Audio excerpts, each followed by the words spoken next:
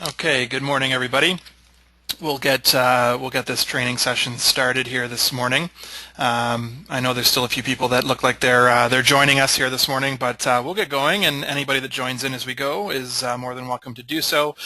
Just so everybody knows, this session today is being recorded, and it will be posted online following the event. So for anybody that happens to miss it, or if you'd like to share it with colleagues, you're more than welcome to do so. So today is our PowerPoint polling training for new users. The intention of today is to be a fairly basic overview of the technology and sort of the basic use of the technology. My name is Derek Abram. I'm a trainer here with Turning Technologies Canada. Most of you, or several of you on the call, have probably talked to me in the past, whether it was in a sales capacity or on the training side. So I'll be obviously running the session today. All my contact information is on the screen currently, so please feel free to note that down if you don't have it. I'll also show it to you again at the very end of the session today, so that you can note that down. If you'd like to book any additional training or have any questions following the webinar, always feel free to reach out and get in touch with me. So couple housekeeping things before we jump into the agenda. You've probably all noticed that everybody is currently muted on the webinar. If you do have questions that you would like to submit throughout the session, please feel free to do so on the little control panel. Generally to the right of your screen, you'll see a chat window as well as a Q&A panel option. So feel free to submit any questions that way. You can also submit them via email afterwards as well. And I'll do my best to kind of answer them as we go. Realistically, we'll probably finish up a little bit early today before the full hour's up. So I'll do my best to get through all the questions that are submitted. So our agenda today, and sort of the rough outline of what we're going to be covering, I want to go over how to download the TurningPoint software, where you can go to get it, and the different versions that are available, how to set up your hardware, the TurningPoint Dashboard. We'll look at building some basic polling slides, how to run a presentation, how to save your data, and then some basic reporting options that are available to you. So again, the idea today is to keep it fairly basic. We do have the additional topics training session coming up next week that if you have not registered for it yet, it'll cover some of the additional more advanced topics that we're not going to be looking at today. So if you have registered for that, great. If you haven't, please feel free to do so following the webinar today. So let's start out by talking about where you can go to get the TurningPoint software, how you can download it, and the different versions that are available to you. The TurningPoint software itself can be acquired directly from our Canadian website. So you're just going to go to turningtechnologies.ca. You're going to be presented with our webpage. Many of you are probably familiar with it. We have a Downloads tab at the top. And you're simply going to click that download tab option. This is going to give you your software download page. And TurningPoint 5 is what we're going to be looking at today. When you expand out the TurningPoint 5 option on our software download page, there's 3 options. There's 2 PC options, 1 Mac option. The difference between the 2 versions for your PC. The very first option here, the install version, this installs like any other application on your computer. So essentially what that means is if you are required to have an IT department or an administrator install software on your computer, this install version will require an IT person to do so for you. Okay, depending on your organization, obviously that timeline can vary, right? So if your IT department generally has a 2 to 3 week turnaround time and you need to use TurningPoint tomorrow, you're going to be in a bit of a bind. Now, the other option here, the PC no install version, It's the exact same thing as the install version. The difference is that it does not require any sort of installation. And so it's a great sort of temporary workaround if you do need an IT person to install the software for you, and that person maybe isn't available, or the timeline that they give you, doesn't work with when your session's going to be. So with the no install version, it can be run directly off your desktop. You can run it from a flash drive, and again, there's no installation required. It works exactly the same way as the install version. You don't have to go through those extra steps. And then the Mac version, fairly self-explanatory. There's just the one version for Mac. Fairly similar to the PC version. There's a few things here and there that are a little bit different, but for the most part, it is very similar. Okay, so that's where you're going to go as far as getting the TurningPoint software. For anybody that's not sure, the TurningPoint software itself is completely free from our website. There's no cost involved for you to download it. So if your IT person says, well, hey, how much is this going to cost us? It's all part of the hardware that you purchase. Even if you do not have hardware yet, or if you're still considering purchasing it or renting it, absolutely feel free to still download TurningPoint and install it. The software is fully functional without the hardware connected. It's just you're going to be limited because you're not going to be able to respond using keypads, right? But you can still build your presentations just like we're going to do today. So feel free to grab a copy of that if you don't already have it. And one of the questions I just saw pop up in the chat there was, will a copy of the presentation be available afterwards? Absolutely, it will be. For anybody that's attended the previous webinar, the common questions, I'll do the same sort of thing. I'll post a link to the the video recording on our website along with a copy of the presentation with the video, so you can get both those as a resource together. Okay, so next up on our agenda list is the actual hardware setup.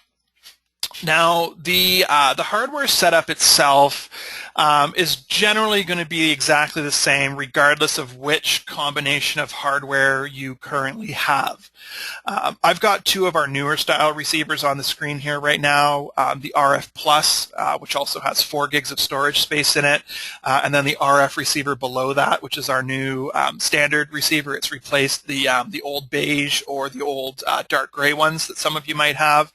So those are kind of the two new models. So going forward, any equipment rentals or new equipment purchases will come with one of those two receivers, depending on which you choose. As far as hardware setup goes, it's pretty straightforward.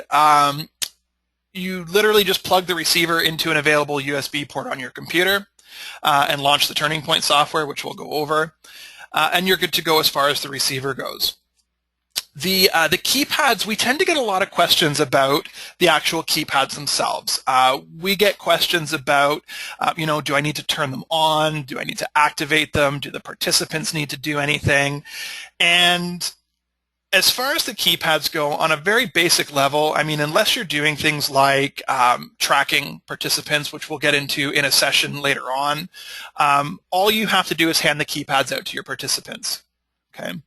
As long as everything's on the same channel number, everything's going to communicate. As a side note on channel numbers, we'll talk about those in a later session, the additional topics, but everything ships out of our office on channel 41. So automatically, by default, your keypads will talk to your receiver without you having to do anything other than plug in the receiver, hand out the keypads. Okay, we do have, as most of you probably know, we do have a lot of different keypad models available. There's some new ones that are starting to become available now as well, which I don't have on this slide because they're not widely available. They're still fairly limited. But whether you've got the response card LCD, the NXT, or just the basic response card that you see there at the bottom, they'll work with all our receivers. The different types of keypads will work together as well in a single session. So if you happen to have a few different kits of different types of keypads, absolutely feel free to combine those together. You know, if you've got a kit with 30 LCDs and a kit with 30 of the regular response cards without the screens, and you need to do a session with 50 people or 40 people, feel free to combine those two types of cards together. They'll work perfectly fine. Okay. I see there are a couple questions here. Let me have a look.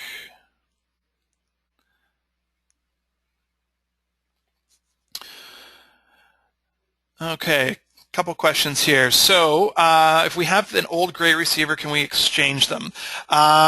You can. I would recommend speaking to your account rep as far as an exchange or a swap or anything like that.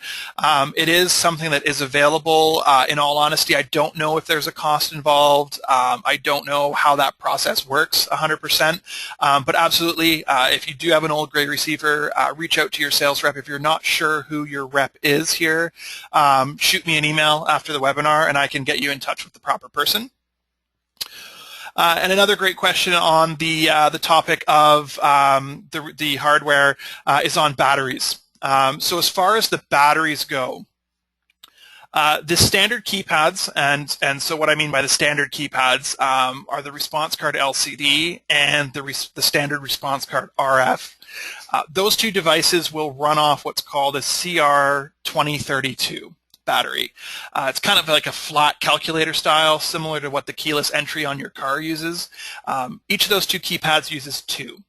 The nice thing with the LCD models, it's probably hard to see on my slide, but in the top right corner of the display, there is a battery meter. So when that gets low, it'll start blinking, telling you to replace the batteries.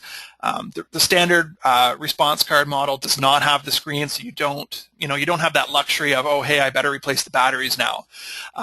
So with the standard response card that doesn't have the screen, you'll kind of know it's time to replace the batteries when the range starts to get, kind of shorter and shorter. Typically, your range is 200 feet from the receiver. So if you find all of a sudden a couple of your keypads, somebody has to be sitting in the very, very front row in order for their response to be picked up, that's a good indication that it's time to replace the batteries on that device. The response card NXT uses two AAA batteries.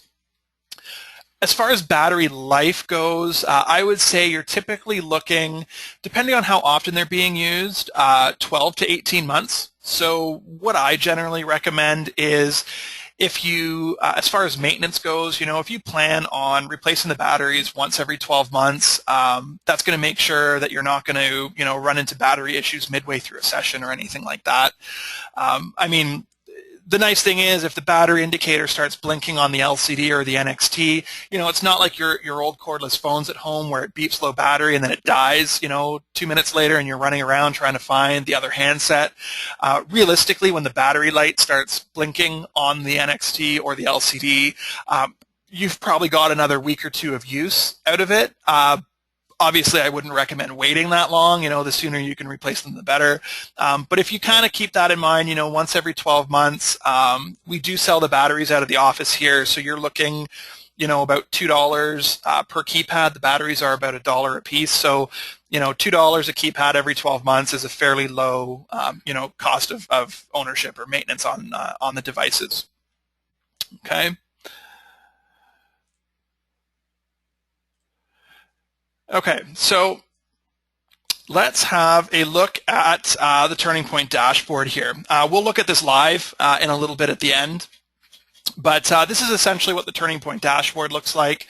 For those of you that have been around using the technology, prior to the TurningPoint 5 days, you probably remember, we always had TurningPoint, TurningPoint Anywhere, and then TurningKey, which was the self-paced application. So TurningPoint 5, what the development team has done is basically merged everything together into a dashboard setup where you can access all three of your polling environments. So now it's one program to install rather than three separate ones, and it's very easy to kind of pick and choose what you want to do at any given time.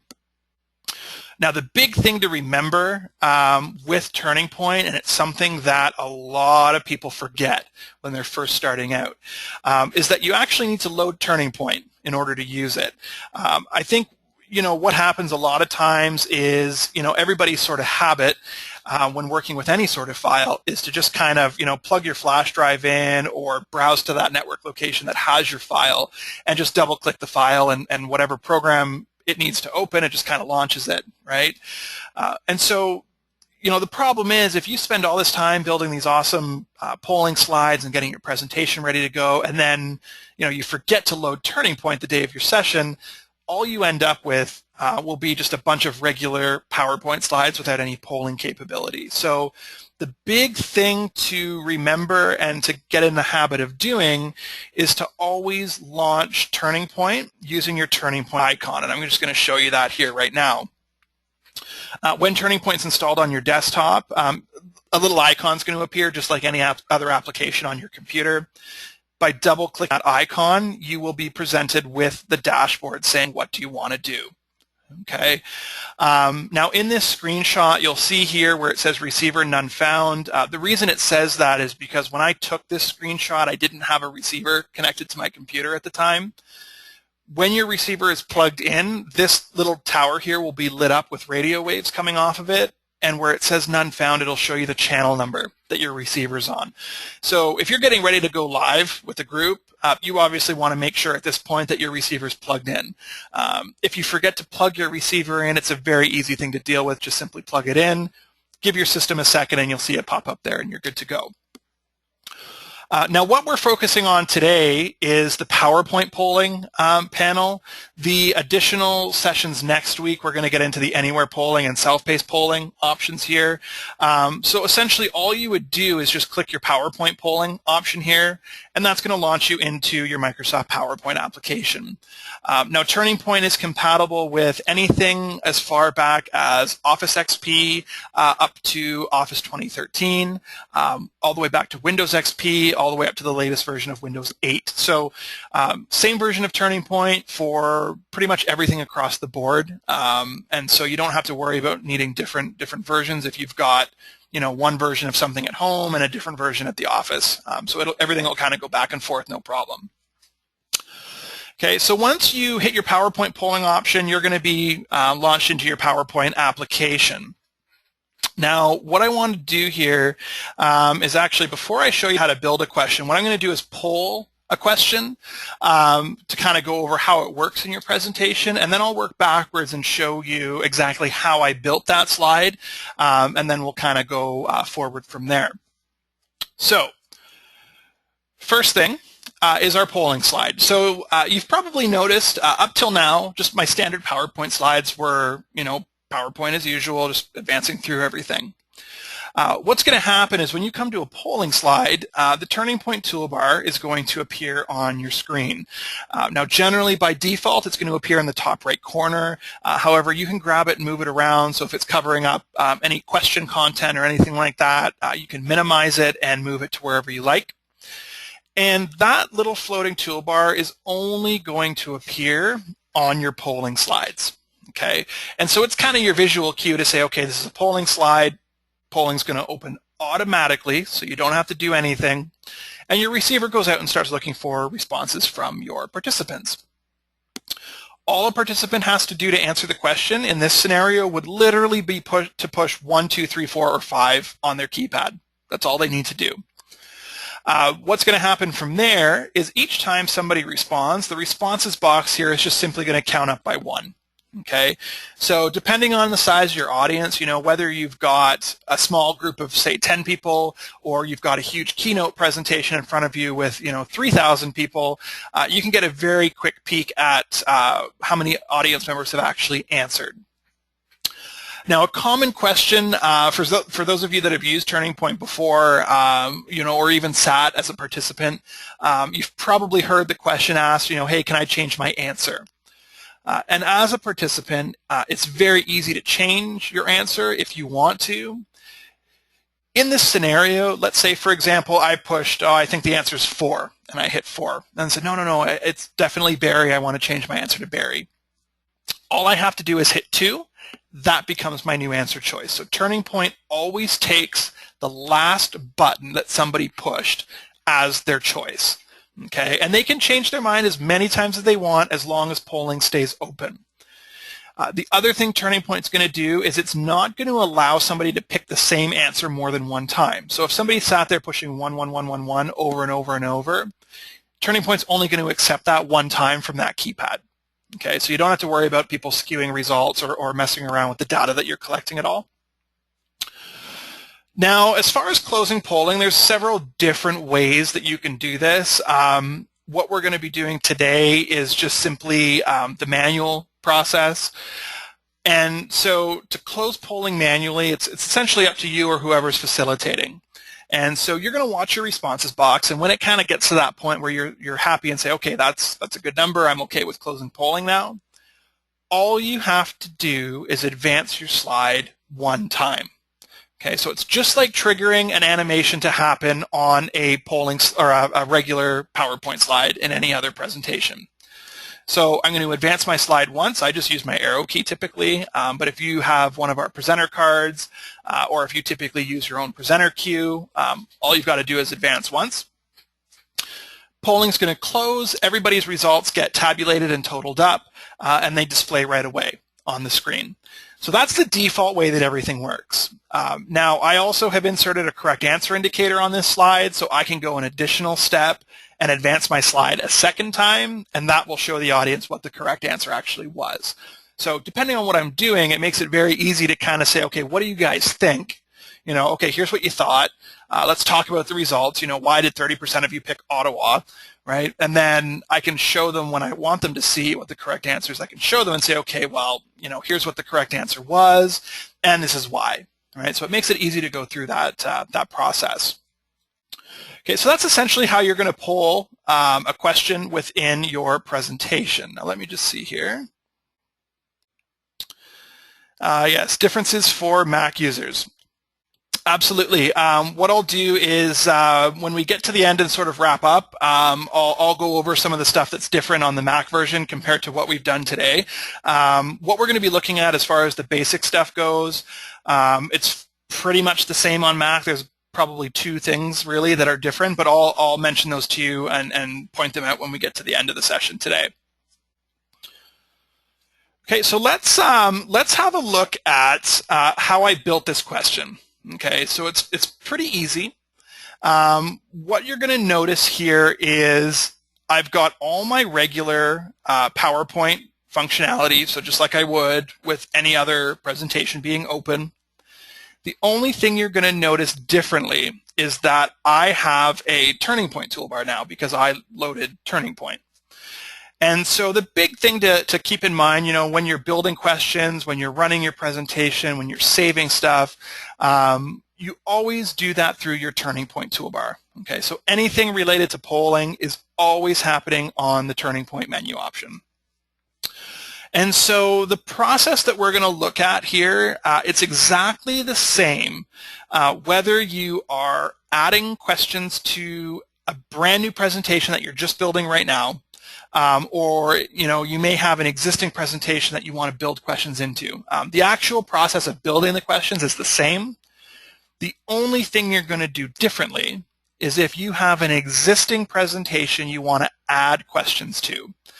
All you're going to do is once you've opened up PowerPoint with TurningPoint running, you're just going to go to your File menu, open, and grab the presentation you want to add questions to. Okay, so you have that one extra step. Other than that, the actual process of building them is identical. Okay. All right, so let's have a look at how I built this. What we're going to do is if I want to put a polling slide, let's say, for example, after slide number 6 here, I'm just going to click to put my cursor between those two slides. I'm going to make sure I go to my TurningPoint toolbar here, and there's a lot of buttons on the TurningPoint toolbar. Just looking at it, you can see there's all kinds of different stuff that you can do. Today, with the basic training, we're just going to focus on really the multiple choice option here in the new drop-down. There's a bunch of other slide types in here. At the end of the day, they all work in much the same way. The setup of them is a little bit different, but we'll get into some of those other ones in the additional topics training next week. So right now, for now, we're just going to choose the multiple choice option. Okay, and once you do that, TurningPoint will actually build a template right into your presentation for you. So you can see it place that right after slide number 6. TurningPoint gives you prompts as to where to enter your information. So it's basically a matter of typing in your question. I'm just going to go with the exact same question that I had.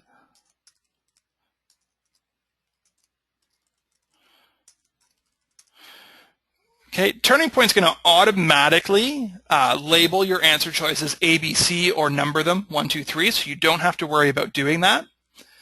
You can have up to 10 answer choices with a multiple choice question because we've got the 10 response buttons on each keypad. Now, if you, let's say, for example, totally gap and type 12 answer choices by accident, what TurningPoint does is it automatically removes choice 11 and 12 for you. So it will not let you do something on a polling slide that's not going to work properly. Okay, so it'll kind of take care of that stuff for you. Once you click outside of this text box, what's going to happen is your chart's going to update automatically. So I've got 5 answer choices. It gives me a bar chart with 5 columns on it. And as far as a basic polling slide goes, I'm done and ready to go. I can poll this. So if you want to poll a question that's more of a, what's your opinion or what do you think of this, and there is no correct answer required, you do not have to do anything else beyond this. We can run this, poll it, collect data, and we're good to go. Now, because that last question I polled did have a correct answer, I'm going to go through with you guys how to do that and set it. Basically, what you're going to do is on the slide preferences menu here, at the very bottom, you're going to have a drop-down for each answer choice you've created. All you have to do is set the corresponding drop-down to correct. TurningPoint assumes your other options are incorrect. And then once you've done that, what you're going to do is go to your Objects menu, back up on the TurningPoint toolbar, go to your correct answer indicator pop-out menu here, and choose one of the options that's available. Okay, and we're good to go. We're done. So this question is going to run exactly like the previous question that I polled. It's going to open, collect data, and then show the correct answer indicator. Okay. Now with these slides, it's very easy to adjust things. So what I mean by that is, let's say you build this question and then you decide you want to add a 6th answer choice to it. It's very easy to do. You just come back into your answer text box and add an additional choice. Okay. I'm going to give it a second. Chart's going to update. We're good to go. Same thing if I were to come to this and say, you know what, I want to remove the option for Calgary. I can just delete the Calgary option. My list renumbers itself, and my chart updates to show those 5 options. Okay, so it's very easy to modify, add options, take options away, even after you've built the entire presentation. Okay, obviously it's a very easy thing to do, just like you saw there. If you're literally 5 minutes away from going up and doing your presentation, you say, oh, I want to add something. You can add an entire polling slide within a few seconds, right? So it's very, very easy to work with. Now, the nice thing is, once you've done this, when you save your presentation, you're going to save it just like a regular PowerPoint file. So we're literally just going to go File, Save, and we're done. Okay. By adding a polling slide to your PowerPoint file, it's not going to change the file format at all. It's still just a standard PowerPoint presentation.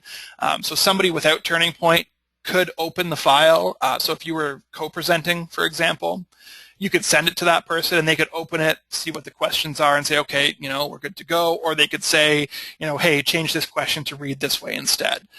So it's very easy to still share the content with somebody that doesn't have TurningPoint installed. Okay.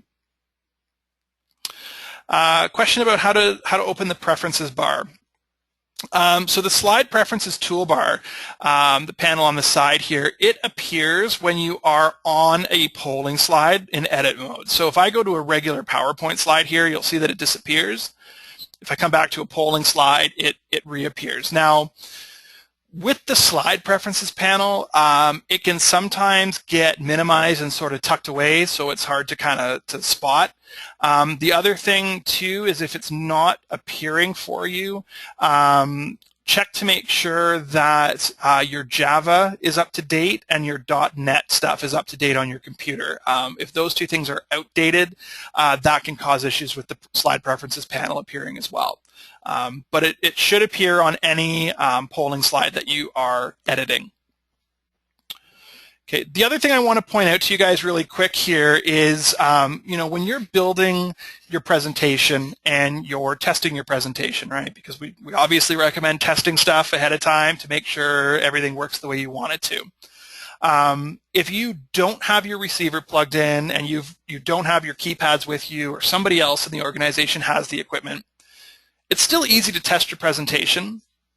What you can do is, just like I did with the slide a few minutes ago, you can put TurningPoint into what's called simulated polling mode, and it's always been an option in TurningPoint, and I find not a lot of people know about it, and once I show it to them, they say, oh, well, that's awesome, because now I don't have to have keypads all the time. And so if you want to just quickly go through and test stuff, in the center of the TurningPoint toolbar here in PowerPoint, there's a polling section. When you open TurningPoint, it always defaults to live polling mode. Okay, so it assumes you've got your receiver plugged in and you have an audience in front of you. If you change that drop down to simulated mode, what that's going to do is, just like the question I pulled a little while ago, TurningPoint's just going to fire 30 random responses into the question for you. Okay, so it's a very quick and easy way to run through and test stuff. Okay. The only thing I sort of caution you with is if you're doing a quick simulated test before the actual live event, and I'm talking about, a half hour before, you're set up in the room, you've got your laptop set up, you've got the keypads put out, and you say, okay, I just want to run through and test this. Perfectly fine to put it in simulated mode. Just remember to flip it back to live polling mode. Okay, that is one of the things that when I'm doing events or when I'm working with clients, I always double check before I launch the presentation. I always check to make sure it's on live polling mode. And the reason I do that is because I've caught myself a couple times. I launch it and then realize, oops, it's in simulated mode still, and you have to quickly kind of jump out and flip it. So always double check that. Let's see. Can someone without TurningPoint software installed edit slides? I don't generally recommend doing that. PowerPoint will let them edit the question and answer choices. Generally what happens though is behind the scenes with the polling slide, when TurningPoint creates it, it creates a bunch of different sort of coding that goes behind it. So it gives the question itself a unique ID number. It gives the answer choices a unique ID number. And so what will happen is if somebody, say, adds a 6th and 7th answer choice, when you open it back up with TurningPoint, because those answer choices weren't there before, they'll still appear, but TurningPoint technically doesn't know they exist. And so it will not allow people to pick those options. So I always recommend, in that scenario, like I mentioned with co-presenting, if that other person wants you to make changes, either they should just kind of say, hey, change this to this, or just jump on our website and grab the no-install version of TurningPoint really quick. They can launch it, open the presentation, and make those changes very easily. Okay. Will the technology work with older PowerPoint versions? Yes. So what will happen is with older PowerPoint versions, TurningPoint will go back as far as PowerPoint, like Office XP. So you can go back that far, all the way up to the current Office 2013. So it'll work with older presentations, older versions of PowerPoint.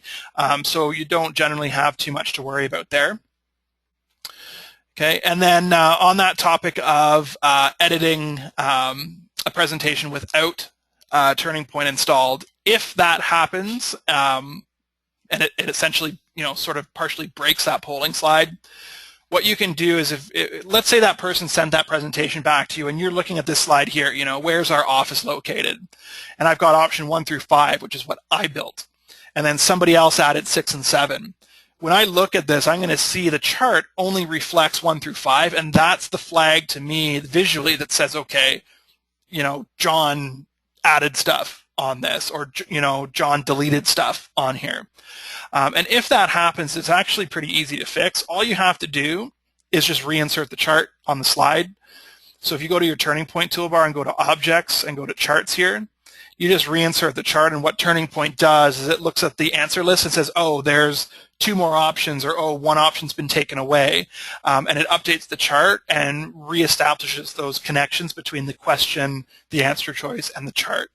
Okay, so if it happens, it's really easy to fix.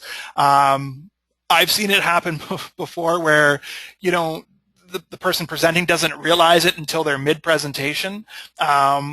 It can still be fixed just by reinserting the chart at that point, but it's one of those things you kind of have to, when you get the presentation back from that person, kind of go through and check to make sure they haven't, like I said, kind of partially broken anything. Okay, and I did see a question there about the topic of resetting. I'm going to talk about that in just a few minutes, actually, just to kind of go over, essentially what that means and when you want to do it. Okay, so that's essentially how you're going to create your basic polling slide, and essentially how it's going to run during your presentation. Like I said, in the additional topics next week, we're going to get into a lot more features and functions within the PowerPoint polling area. What we're going to do now is kind of change gears a little bit and talk about a little bit of what you're going to do after a session is complete, and a couple things that you're going to want to do before you start a session. So what's going to happen is, as you are running through your presentation, TurningPoint collects all the data from the keypads, and it obviously updates the chart, just like we've seen it doing. The other thing that it does is it gathers all that data and stores it in a file that is totally independent of your actual presentation. And we refer to that as your session file or session data.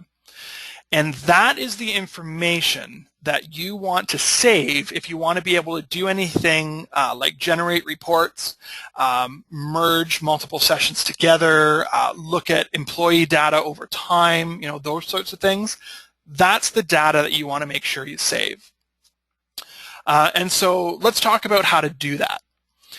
What's going to happen is, at the end of your presentation, when everything is done, just close this little pop-up here.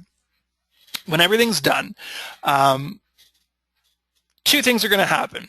And generally what happens is I see a lot of people only do one of the 2 things because they think that's what they need to do. What happens a lot of times is, afterwards we'll get a phone call saying, hey, I can't find my session data. Where did it go? I saved my presentation and I can't find it. And usually the keyword there is I saved my presentation. And so what a lot of times will happen is that at the end of a presentation, a client will go File, Save on their PowerPoint toolbar. All that does is save a copy of your PowerPoint presentation. It doesn't save that data that you need for running reports. Okay, so remembering back to what I said, anytime you want to do anything polling related, you always do it through your TurningPoint toolbar. Same thing with saving your data. Okay, so on the TurningPoint toolbar, we have the Save Disk. You're just going to click the option to Save Session. And TurningPoint's going to say, okay, what do you want to call it? And so at this point, you're just going to give it a name. And I always recommend, using a name that generally has the presentation in it, the presenter, the date, a combination of those things, so that when you go back later on, it's very easy to kind of reference and know, what's in that file you're about to look at. What TurningPoint does is, by default, it saves your session data onto the computer where you ran the presentation. Okay. At this point, you can redirect the file anywhere you want. Okay. So if you wanted to save it to a network location, if you wanted to save it to a flash drive, that's perfectly fine. Okay. So I'm just going to give it a name here.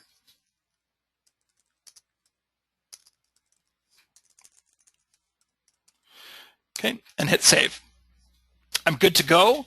That data has now been saved on my computer. I can safely close down my presentation, and I'm not going to lose any of that information. Okay. one of the things that will happen is after a presentation is complete, when you go to close your PowerPoint application, PowerPoint will always ask you if you want to save your presentation. The reason it does that is because your charts have changed from when you originally started the presentation. And so that's enough to trigger PowerPoint to say, hey, there's something different here. At the end of the day, you don't really need to worry about saving your PowerPoint file. As long as you've saved your session data, that's really the important thing. The other thing I'll tell you as well is that by default, TurningPoint saves a copy of the presentation inside the session file. So, let's say, for example, you save your session file to a network location or a flash drive, and then, you're flying back to Toronto from Vancouver, and not that we would ever want it to happen, but the airline breaks the laptop, right? It gets dropped, or you drop it running through the airport to catch a connecting flight, whatever, and you now lose that presentation that was on your hard drive. You can actually pull the presentation from the session file if you have it saved. So, when PowerPoint says, hey, do you want to save changes? You can generally say no, unless you've added questions on the fly, as you're doing that presentation.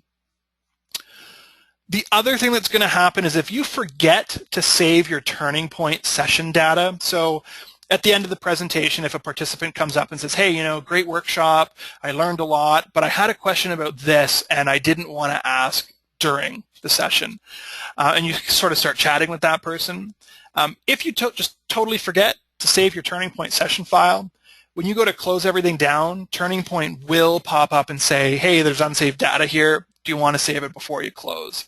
Okay, so you don't have to worry about accidentally losing stuff. If at that point you say, no, don't save it, and everything shuts down, there's a very, very slim possibility that we might be able to recover that data for you, but your chances of getting it back drop pretty substantially. So, I always recommend save the session data, even if today you say, you know what, I probably won't want to run a report on this. Never fails, a week down the road, 2 weeks down the road, you want to go back and look at that data, right? So the session files are so small, they take up hardly any storage space at all. So I always say save it. It's easier to go back and delete it than to recreate it down the road, right? So that's kind of the saving data. Let's see, if the presenter deletes the presentation from the laptop, will the data be saved? Yes, great question, and it will be.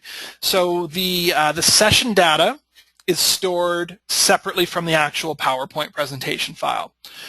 So you can use the same PowerPoint file 1,000 times with 1,000 different groups of people if you wanted to. And what makes each of those times unique is the fact that you save your session at the end. So the session data becomes sort of the presentation information for that particular group on that day. And then the next day when you run that presentation with a new group of people and save that data, that becomes its own sort of group of information as well. And then if the presenter says, you know what, I don't need this presentation anymore, I want to delete it, all the session file is still there. You can go in and look at the questions that were pulled and all that sort of thing, but you're not going to lose any of the actual data that you captured from that presentation. Okay.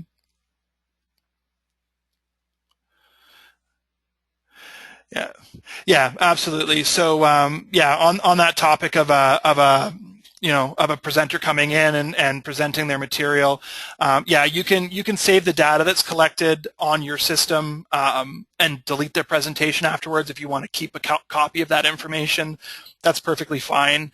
You can save a copy of that session data to the presenter's flash drive, and they could install TurningPoint and pull reports as well. So yeah, absolutely. The presentation does not have to be present on the system in order to keep the report data there.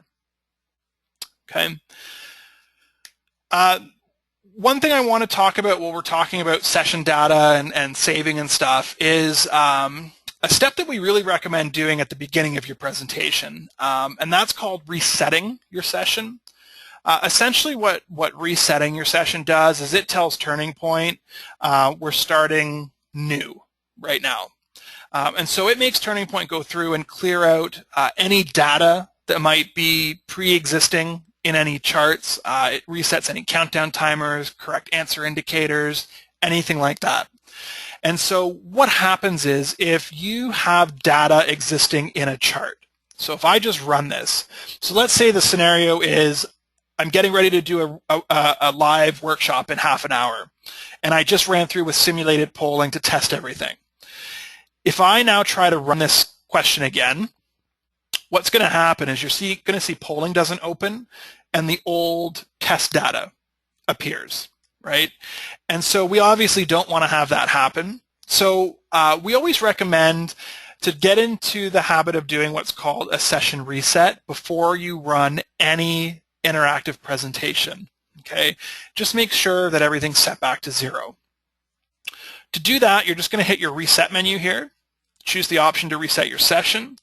And you'll see here in a second on my screen, TurningPoint's going to go through and you'll see my charts all kind of start dropping down to zeros. We'll just give it a second here. Okay, and so now this is ready to go. Okay, so again, just as a best practice, try to get in the habit of doing that beforehand. Obviously, you can do it at any point throughout. However, to do it at the beginning, just kind of make sure that you don't have that potential issue come up. Okay. Will the session include just the polling slides or all of their presentations? So when you save your session at the end of a presentation, it only saves the data from the polling slides. So if the presenter had, let's say, 150 slides in their slide deck and 25 of those were questions, when you run a report and look at that data later on, it'll only have data for those 25 polling slides. TurningPoint won't capture data for those other PowerPoint slides that are presented. Okay, perfect.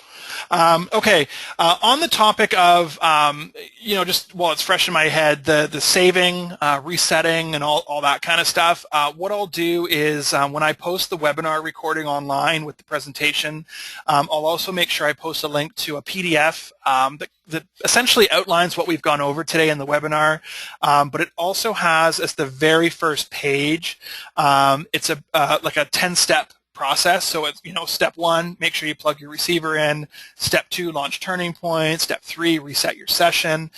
So it kind of has like a checklist almost. So I'll make sure that that's posted online for everybody as well.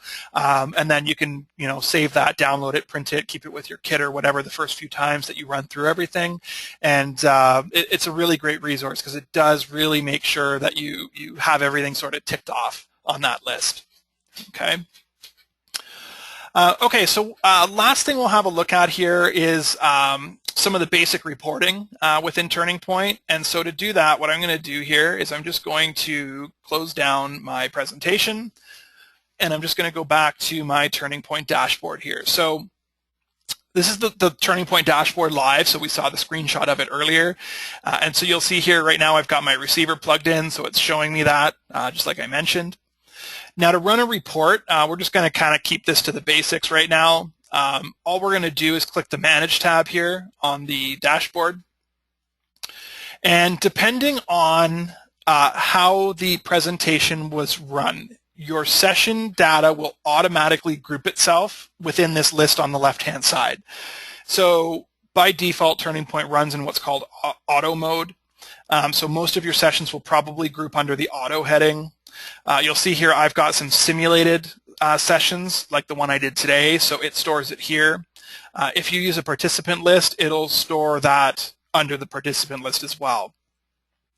Basically, all you have to do is from this list, locate the session that you want to run the report on, and that's where the naming convention comes in handy, right? If everything just had new session with a date and time, it's really hard to reference, right? But now I know this session right here is the August 19th webinar. So I can just select it, hit reports, okay? And what TurningPoint's going to do is I just have data for this one question here, but what it's going to do is it will show me the results for all the reports or for all the questions that I polled during the presentation, and the results appear in the exact order that the questions were polled. So let's just say a presenter had 20 questions in their presentation, and they ended up, based on a question a participant asked, they said, hey, you know what, that's great, let's jump to that section of the presentation and talk about that since the topic came up.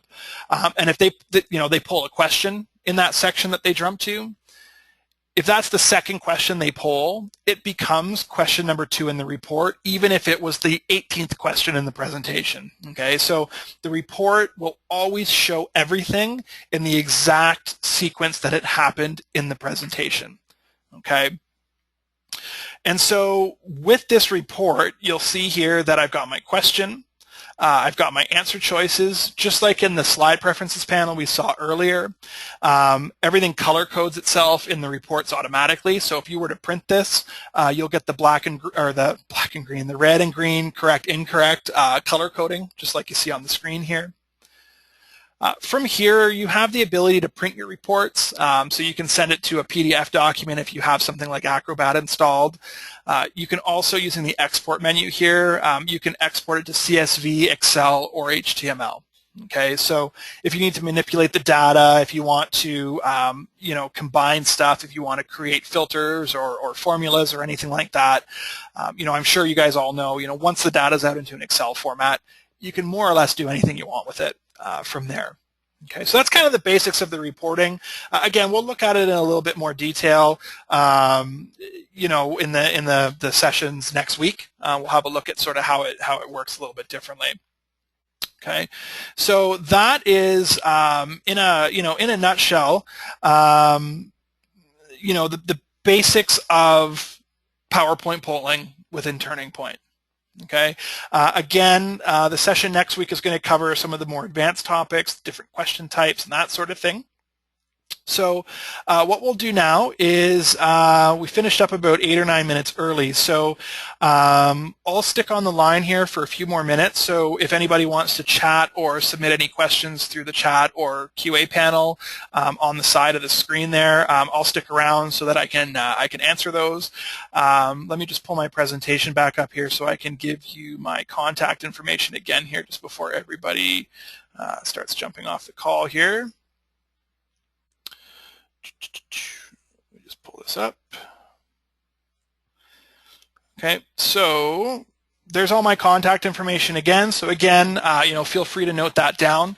That kind of wraps up what I wanted to go over. And again, I'll stick around to answer any other questions that come in for the next few minutes. And yes, main differences for Mac users. Great, thank you for reminding me. Big thing, what we went over today, the big differences for Mac users is that polling does not automatically open. Okay, so what I mean by that is on the PC version, if I pull this slide up here, I don't have to do anything, polling just starts, right? On the Mac version of TurningPoint, there's a little play button on the far left end of the show bar here that you have to click on to start and stop the polling process. That's probably the biggest difference that people find going back and forth between Mac and PC. I personally forget all the time. I'm actually on a MacBook Pro right now running Windows, and if I'm doing anything on my Mac side, I always forget that. That's a pretty big one. The other thing that's a pretty big difference is to launch the presentation. On the PC version, you can literally just launch your presentation anytime you want, just like normal. On the Mac version, what you'll see is on the end of the TurningPoint toolbar, there's a Start button, and you have to hit that in order for the presentation to run correctly. If you just launch the presentation into show mode using regular PowerPoint functionality on a Mac, what will happen is you'll still see your TurningPoint toolbar with new slides and stuff floating over top of your presentation. So those are probably the two big things. A third sort of minor thing that you'll find is that when you make a change to your presentation, so if I delete option number 5 here, my chart updates automatically to now reflect the 4 options instead of the 5 that I had before.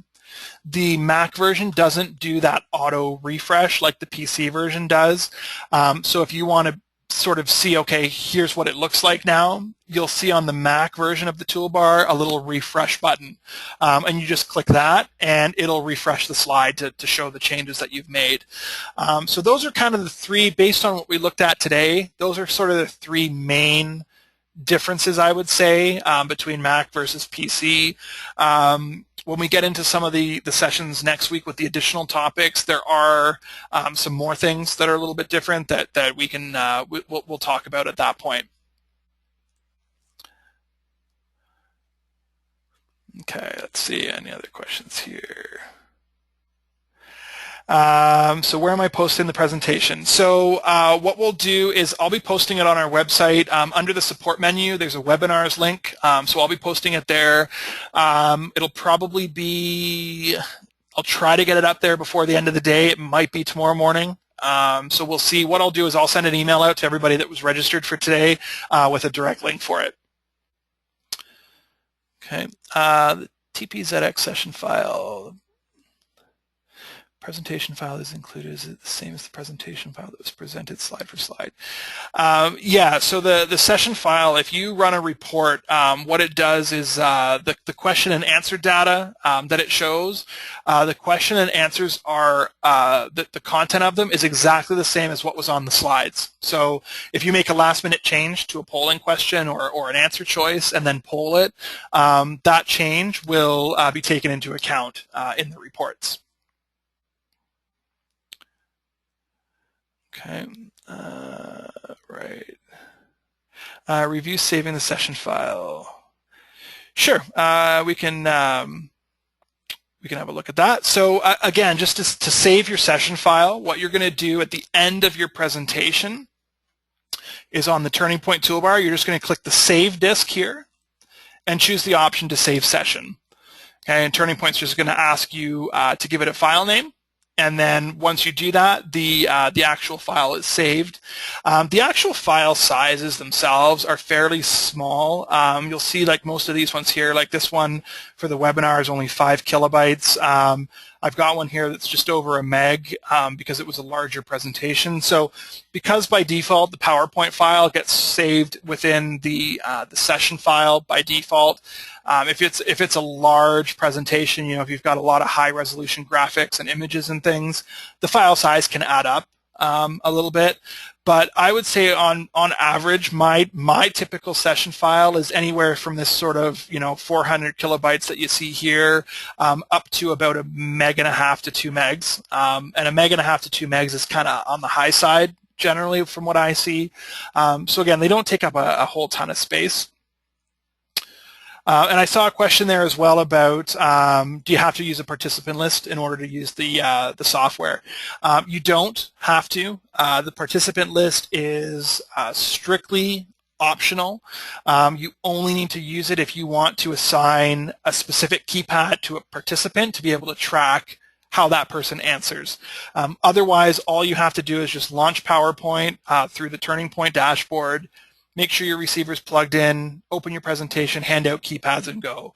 And what TurningPoint does here is you'll see on my TurningPoint toolbar, it says auto, and TurningPoint by default will only read device IDs. It has no idea who's who. So it's the participant listing is strictly optional. Okay. How do you open up the TPZX file? What I'll do, I'll go over that in the additional topics, or I can send you a direct email on how to do that. Just because I've only got another minute or two left in it, there's a few different steps that you have to go through in order to do that. But I'll make sure I send you that info. Okay. All right. No, looks like another question here. You guys are lots of questions. Perfect. Oh, just a thank you. Awesome. No problem.